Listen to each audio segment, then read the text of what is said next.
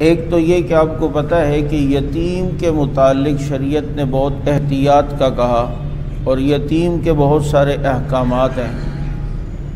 تو اس حدیث میں جو ایک جملہ آیا ہے اس نے یتیم کے بارے میں بتلایا کہ یتیم کب تک یتیم ہوتا ہے اور کب اس سے یتیمی کے احکامات ختم ہو جاتے ہیں۔ تو لا یتم بعد احتلام،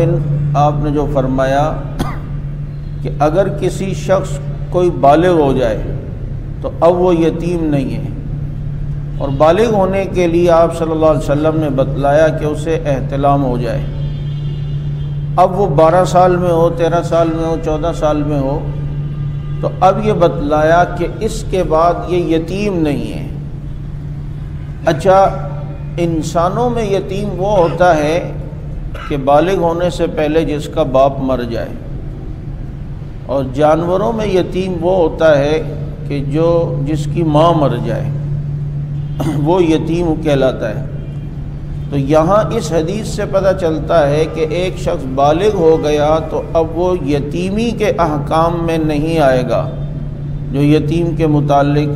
جو آتا ہے، جیسے اس کا خیال رکھنا ہے، یا جب تک وہ یتیم ہے تو اگر اس کے ماں باپ کوئی وراثت چھوڑ گئے ہیں تو اس کو کوئی اپنے پاس سنبھال کے رکھے تاکہ یہ بچہ جب بالغ ہو تو میں اس کو واپس لوٹا دوں۔ یا ایسے یتیم کے سر پہ جو ہاتھ پھیر رہا ہے تو اس کے ہاتھ کے نیچے جتنے بال آتے ہیں تو وہ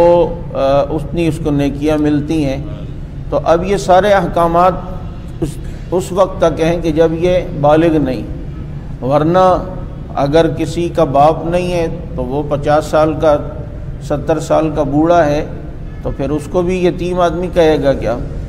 تو ایسی بات نہیں ہے، بلکہ یتیمی کے وقت کی ایک حد آپ نے بتلائی۔